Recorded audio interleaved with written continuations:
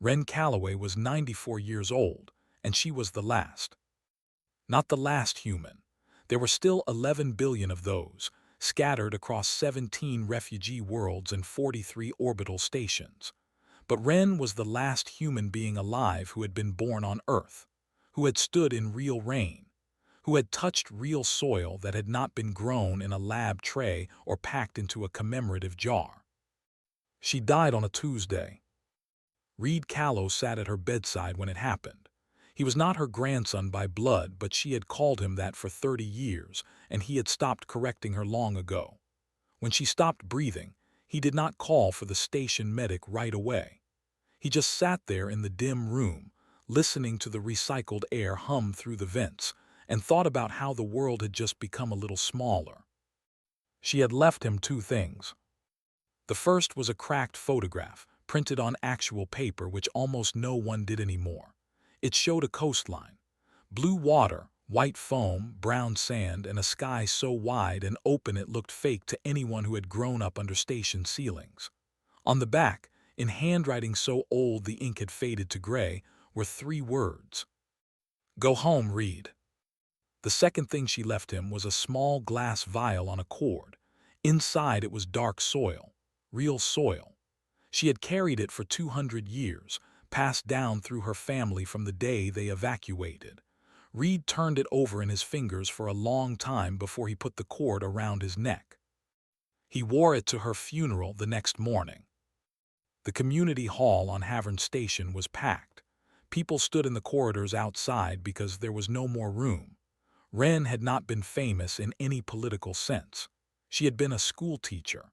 But everyone on the station knew what she was, what she represented, and when the elder at the front of the hall said the words, there was a silence so complete that the ventilation hum felt loud. "She was the last of those who saw Earth with their own eyes," the elder said. "She is not the last who will." Reed stood near the back. He did not speak during the service. He just held the vial. 3 days later, he stood in front of the Galactic Council. The chamber was large and cold, and built for species that found human body temperature uncomfortable. Reed stood at the speaker's platform in his envoy uniform and looked out at 40 delegations from 40 worlds. Some of them were tall. Some had too many eyes.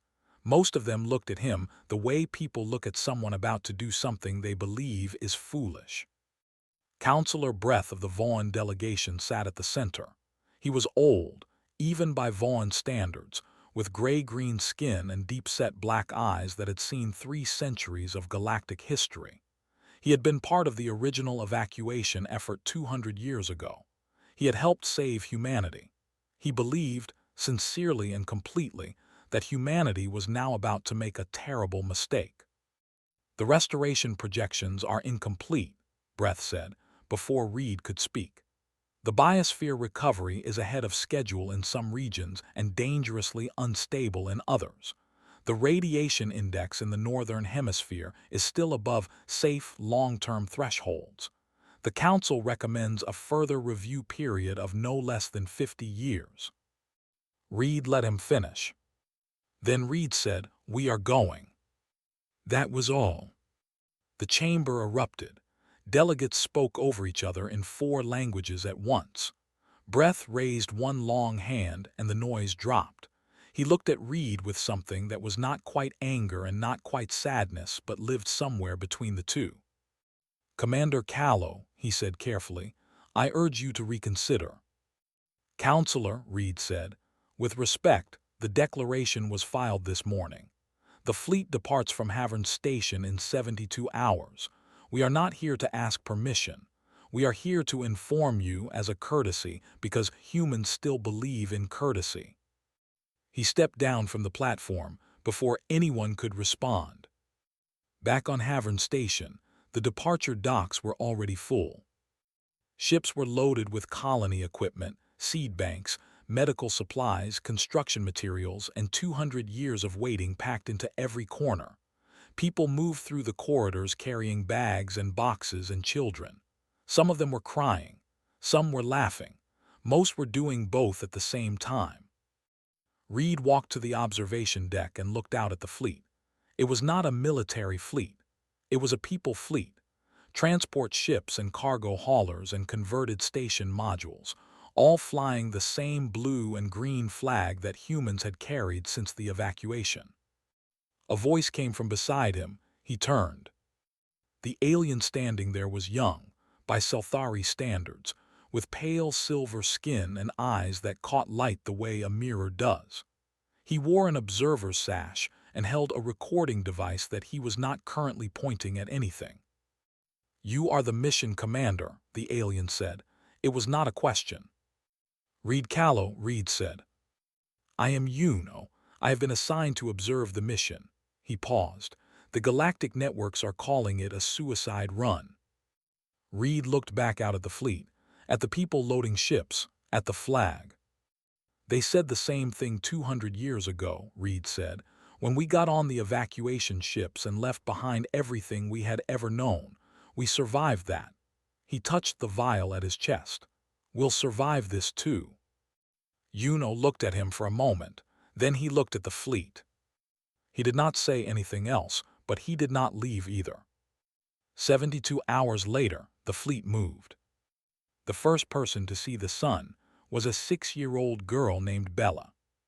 She had climbed onto a storage crate near the observation window at the front of the transport ship, pressed her nose against the glass, and gone completely still. Her mother tried to pull her away, then saw what the child was looking at, and went still too. Word spread through the ship in minutes. People left their bunks and their meals and their card games and crowded toward every window on the forward side of the vessel. Those who could not get to a window found a screen. The ship's camera feeds were pulled up on every surface that could display them. Nobody said much. The sun sat at the center of the viewfield, smaller than any of the artificial stars they had grown up under, but brighter in some way that had nothing to do with lumens.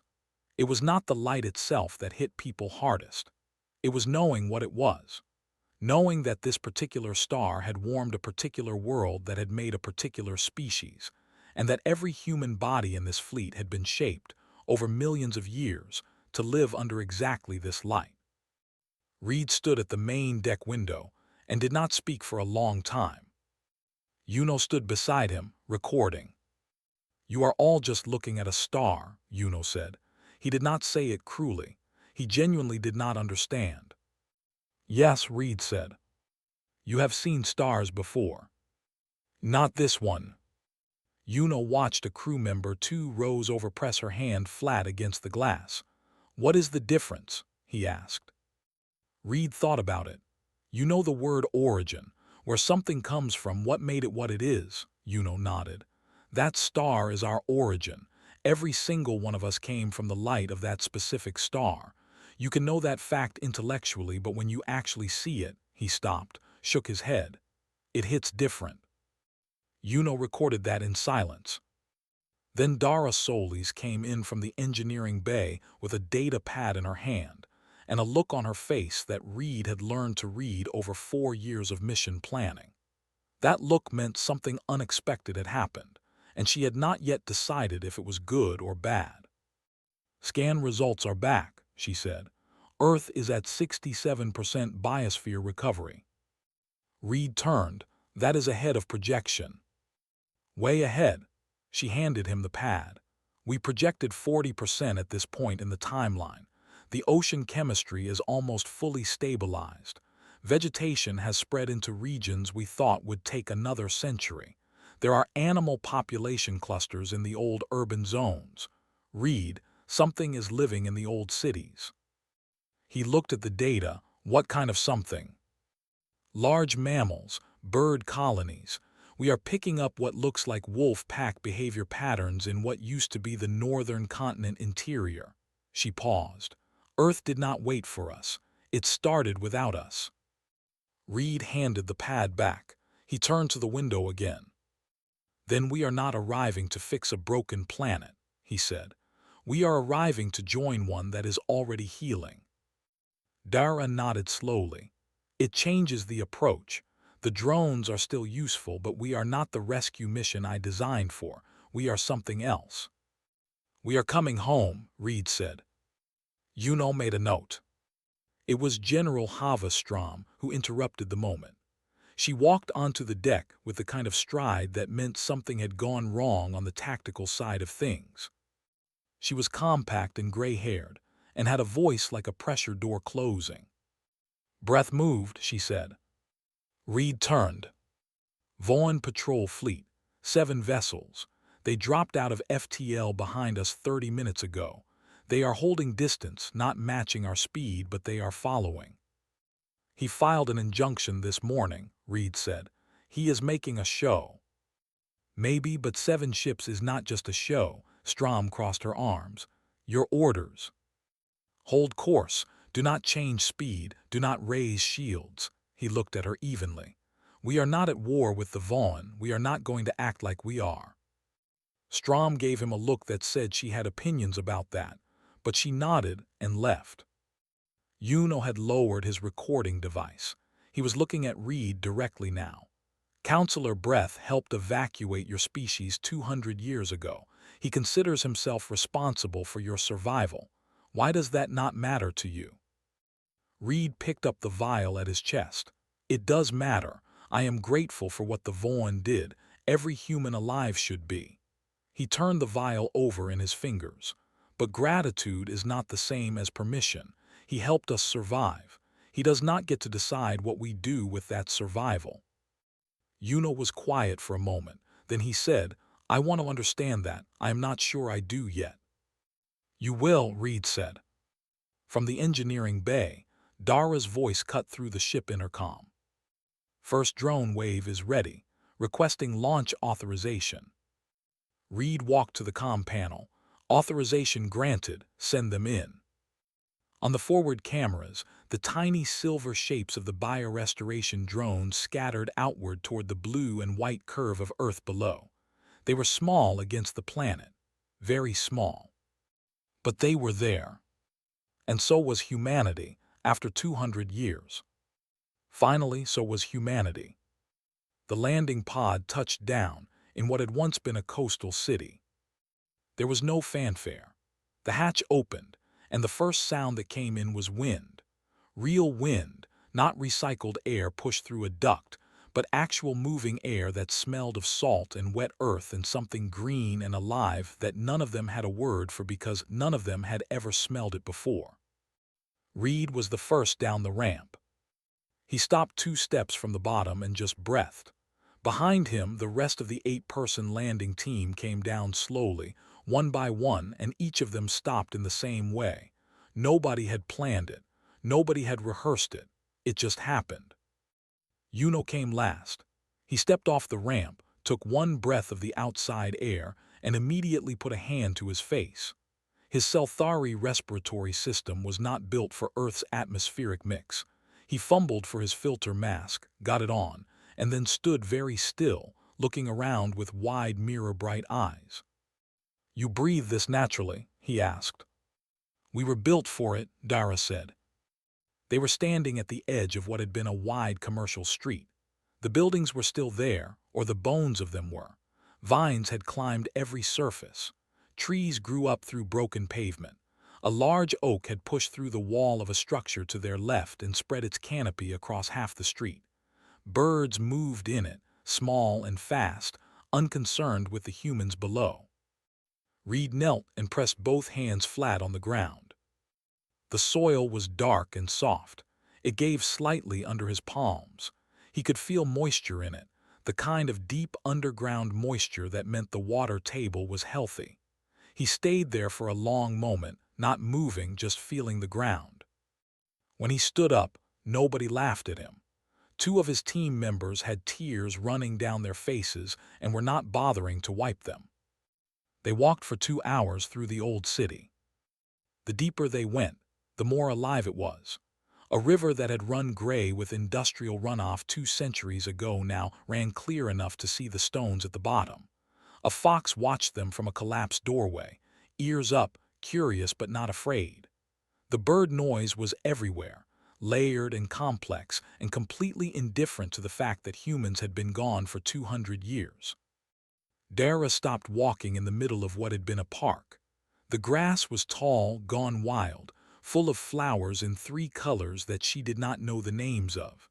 She pulled out her scanner, looked at it, put it away. Then she sat down in the middle of the meadow. Her team lead moved to check on her. She held up a hand. "I am fine," she said. Then she started laughing, not the polite kind of laugh, the full, helpless kind that comes from somewhere deep, when something is so much better than you feared that your body does not know what else to do with it. "The drones are barely needed," she called out between laughs. "I spent 4 years designing a biosphere rescue system, and this planet," she swept her arm at the meadow, the trees, the river, "this planet just did it without us." Reed smiled. "Then what do we do with the drones?" "Help with the parts that are slow, accelerate the recovery in the northern zones. Support, not rescue." She lay back in the tall grass and looked up at the sky. The sky was enormous. Every single one of them kept stopping and staring at it. No ceiling, no hull plating, just blue going up forever. Yuno had been walking slightly apart from the group, recording everything. He stopped near Reed and pointed at a crumbling structure half swallowed by a climbing plant with purple flowers.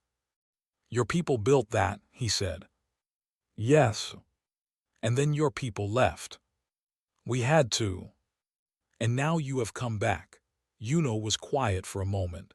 "And the planet did not collapse in your absence, it recovered." "Yes." "Then why did you need to come back?" Yuno asked. It was not a challenge, it was a genuine question. Reed thought about it.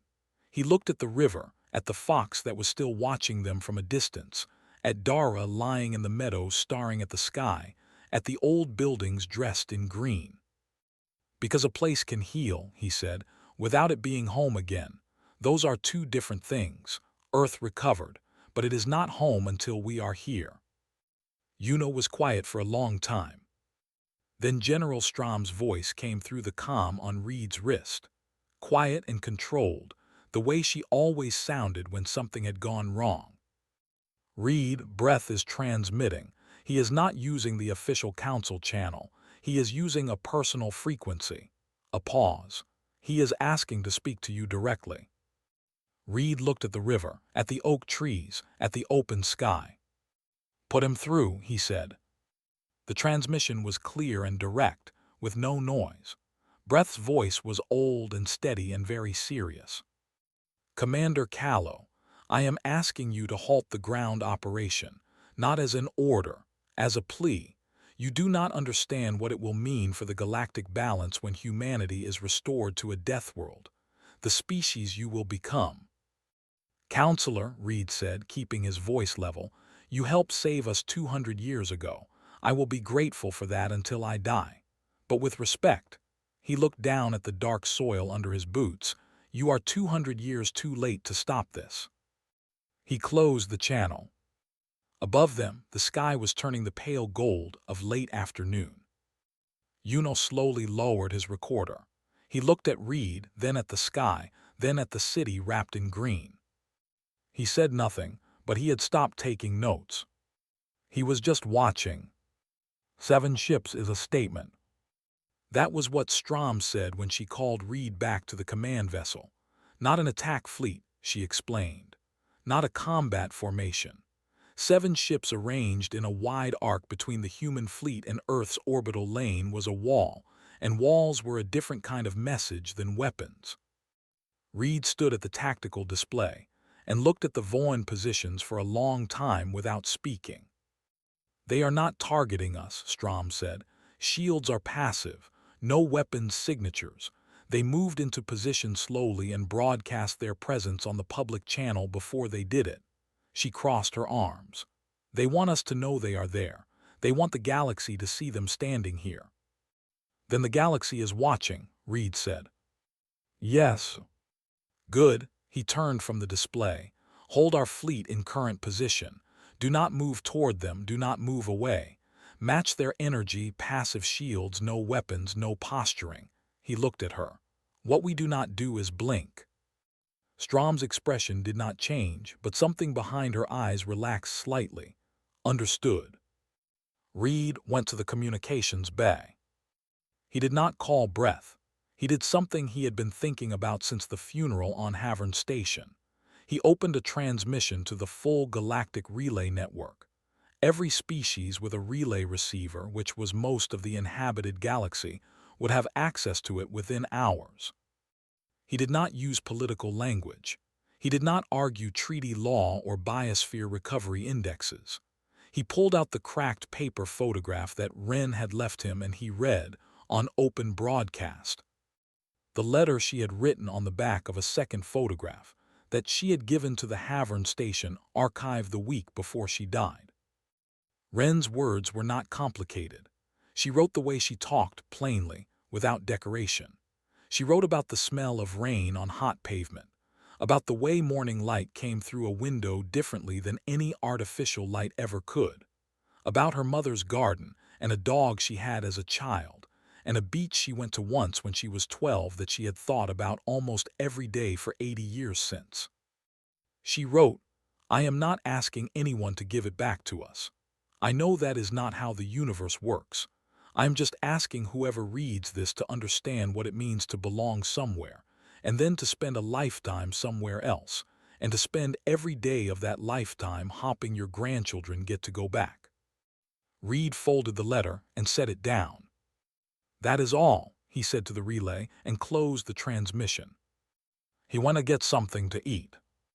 2 hours later, Yuno found him in the mess hall and sat across from him without asking. "Your broadcast is moving through the relay networks," Yuno said. He had his recorder in his hands but was not using it. "I have been monitoring responses. Several species have begun transmitting support messages to our fleet directly. The Havari sent a formal statement of solidarity. The Dresh Council voted 3-1 to publicly oppose the blockade." He paused. "There are others." Read 8. "The Vaughn position is becoming difficult to hold politically," Yuno continued. "Breath expected isolation. He is not getting it." "He expected us to be seen as reckless," Reed said. "He did not expect us to be seen as human." Yuno turned his recorder over in his hands. "I sent my own report to the Selthari homeworld this afternoon." Reed looked up. "I did not recommend halting the mission," Yuno said. "My report recommended continued observation." He set the recorder on the table. "And I wrote something personal at the end, off the formal record. I wrote that I believe I am watching something that does not have a name in our scientific framework, not stubbornness, not desperation. Something more like," he paused, searching, "a living thing returning to the conditions that made it. Like a deep-sea creature that can survive in shallow water but was built for the deep. You have been surviving up here, in the stations, in the refugee worlds, but you were built for down there." Reed looked at him for a moment, then he picked up his fork again. "That is the most accurate thing anyone has ever said about this," he said. The comm on the wall chimed. Strom's voice came through. "Reed, Breath is standing down. Vaughn fleet is withdrawing to observation distance." A short pause. "He wants to speak with you again." Reed finished his meal first. When he took the call, Breath looked older than he had in the council chamber. The gray-green skin around his eyes was tight, and he sat with the careful stillness of someone who had recently lost an argument they had been certain they would win. "The withdrawal is not a concession," Breath said. "I still believe the timeline is premature." "I know you do," Reed said. "I want you to understand my concern. A humanity restored to a death world, with 2 centuries of exile shaping your psychology and your politics." He stopped, looked at Reed steadily. "You will not be the same species we evacuated." "No," Reed agreed, "we will not." Breath was quiet. "We never stop changing, Counselor," Reed said. "Even in the stations, even in the refugee worlds, you cannot hold a species still while it waits. You only get to watch where it goes." He paused. "Thank you for standing down, I mean that." Breath closed the channel without responding. Strom appeared in the doorway behind Reed. "Fleet is clear," she said. "Earth orbit is open." Below them, through the porthole, the planet turned slow and blue and green and alive. The clouds moved over the oceans. The continents sat in their old familiar shapes. Reed touched the vial at his chest. "Move us in," he said. The colony pods did not come down like an invasion. They came down like seeds. One by one, then in groups of 5, then in steady streams, they dropped through the atmosphere at pre-selected coordinates across 3 landing zones on the main continent. Each pod was packed tight: construction materials, soil kits, water filtration units, medical supplies, seed banks, hand tools, and people, families, couples, single individuals who had spent years on waiting lists to be in this first wave. Nobody who came down in those first pods was military. Nobody was a politician. They were a retired teacher from Havern Station, a young couple from Orbital Block 7 who had met in a history class about Earth ecosystems, an old man who repaired water pumps for a living and had put in his application 40 years ago without expecting to ever hear back, a family of 5 with a baby who would technically be the first human born on Earth since the evacuation, though they were going to have to wait a few more months for that.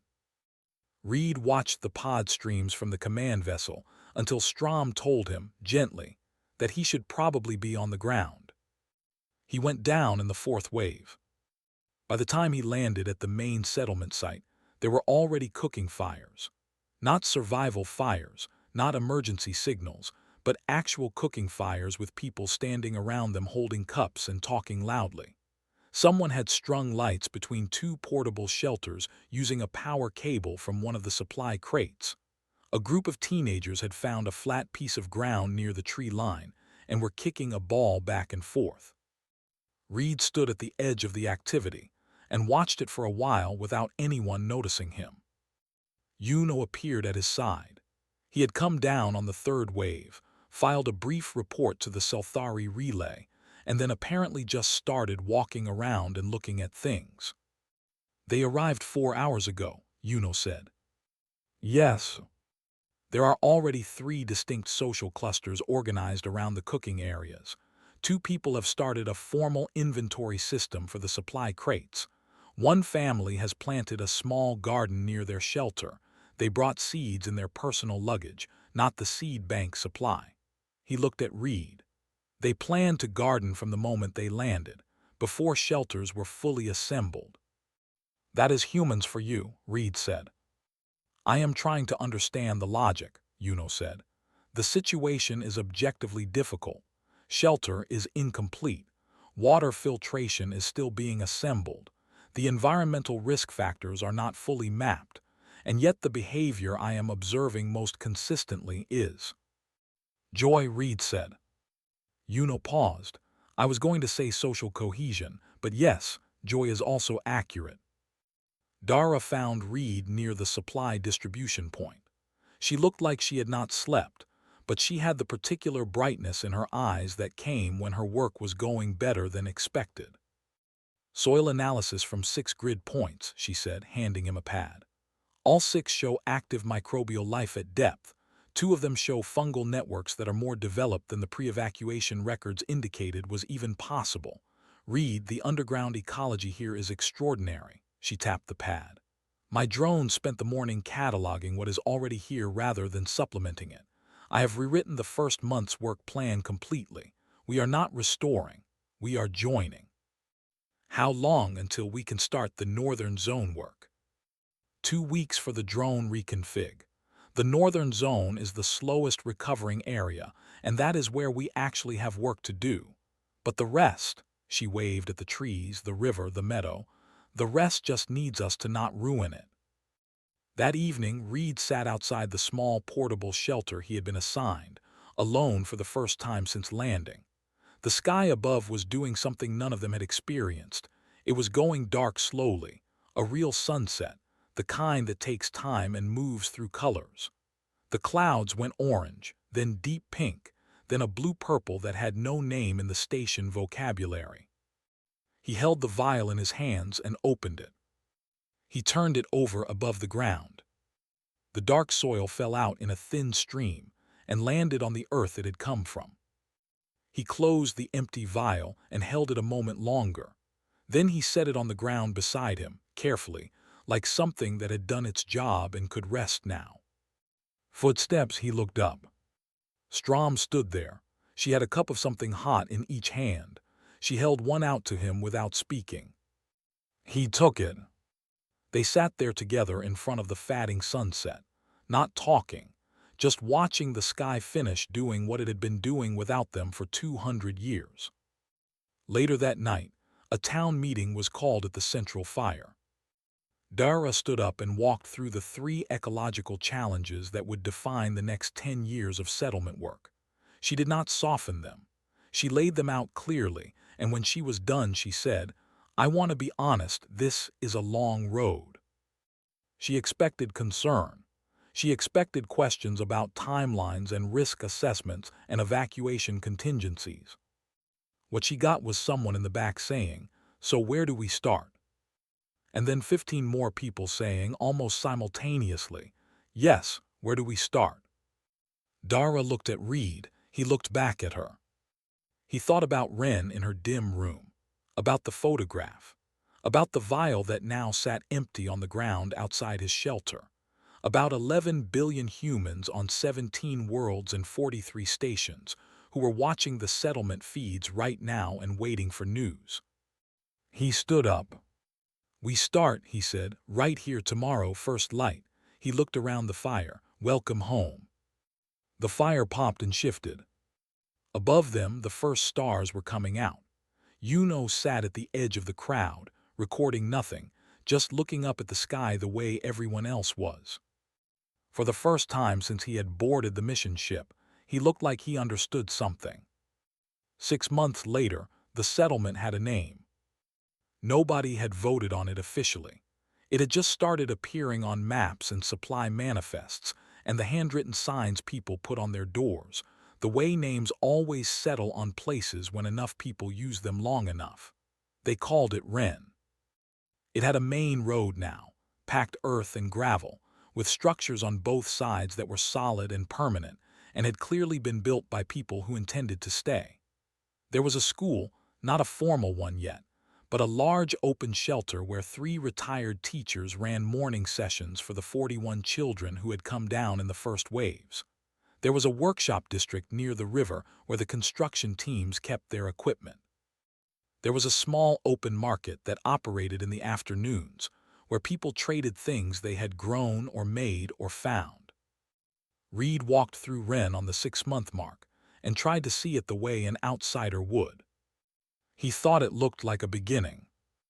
That afternoon, the New Earth Council held its first formal session under an open-sided canopy near the center of town. It was not a grand political body. It was 17 people sitting in folding chairs, which was the kind of council that actually got things done. Dara presented the long-term ecological framework, a careful 10-year plan built around coexistence with the systems already growing wild. No heavy industry in the first phase. No large-scale land clearing. Settlement expansion would follow the natural open corridors between established forest and wetland zones. 3 alien delegate observers sat in chairs to the side, watching. They had been rotating through observation assignments since the 2nd month. They always seemed to expect something louder, something more aggressive, some grand declaration of human dominance over the landscape. What they consistently got were people arguing carefully about drainage systems and seed rotation schedules. Yuno had refused to rotate out. His official extension request had been approved by the Selthari diplomatic office after some back and forth. Reed had heard secondhand that Yuno's personal report from the mission, the one filed outside of official channels, had circulated quietly through several governments and caused some discussion. Nobody had told him exactly what it said, and he had not asked. He found Yuno that evening sitting on a low hill at the edge of town, watching the sun go down for what was probably the 200th time since landing. The Selthari observer had long since stopped wearing his filter mask, except when the wind came in from the river. He had adapted, in the small ways that all living things adapt when they stay somewhere long enough. "Your assignment ends next month officially," Reed said, sitting down beside him. "I am aware." Are you going back? Yuno was quiet for a moment. The sky was doing its colors again, the slow orange fade that never stopped being something people came outside to watch. I have been thinking about that word, he said. Back. I have been here 6 months. I came from Selthari Prime, which is where I was born, which is where my family is. He paused. But when I think of going back, it does not feel simple the way it used to. Reed nodded. I think I understand now, Yuno said.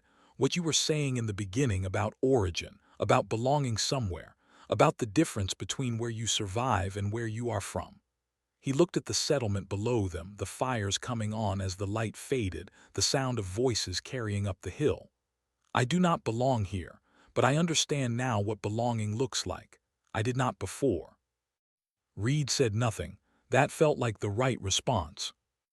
A calm request came in, flagged as personal priority from Counselor Breath. Reed almost let it wait, then he accepted it. Breath looked tired, but it was a different kind of tired than the last time they had spoken. The tightness around his eyes was gone. He looked like someone who had been carrying something heavy for a long time and had recently set it down. I'm not calling officially, Breath said. I know, Reed said. I was wrong about one thing. Breath said it plainly, without decoration. I thought your connection to Earth was sentiment, history, emotional attachment to a symbol that no longer existed as you remembered it. He paused. I have been watching the settlement feeds. I have been watching how your people build, how they make decisions, how they treat the landscape. Another pause. In Voan philosophy we have a word, Velshara. It describes the bond between a living thing and the ground that shaped it. We believed only a few very old species still had it, species that had never left their origin world. He looked at Reed carefully. I was wrong. You still have it. 200 years gone and you still have it. That is not sentiment. That is something structural. Reed turned the empty vial over in his fingers. He had kept it, just without the cord. Thank you for saying that, he said. Breath closed the channel. The sun finished setting. The stars came out one by one and then all at once, the way they always did, and the settlement below lit up with its small, warm lights. Reed heard footsteps behind him, fast and light. He turned. A child came up the hill at a run, maybe 8 years old, born on orbital station Havern and brought to Earth by her parents in the second wave. She was holding something in her cupped hands with the careful urgency of someone carrying something important. She stopped in front of Reed, slightly out of breath, and opened her hands. In her palms was a wildflower, small and yellow, picked from the meadow at the base of the hill. I found it, she said, like it was news, like it was the first flower anyone had ever found. Reed looked at it for a moment. He looked at her face, which was completely serious in the way children are serious about things that matter to them. Is this what home is supposed to look like? She asked. He thought about Wren in her dim room, about the photograph, about the long cold years in the stations, about the Voan blockade and the council chamber and the 7 ships that had moved aside, about the soil that had come back to the ground it started from. He smiled. That is exactly what home is supposed to look like, he said. She looked at the flower, satisfied, and ran back down the hill to show someone else. Reed stayed on the hill a little longer. Yuno stayed too, without being asked. Below them, the settlement hummed and glowed and argued and cooked and built and planted, and did all the things that living things do when they are finally, fully, in the right place. The stars came out over Earth, and humanity was at last beneath them again.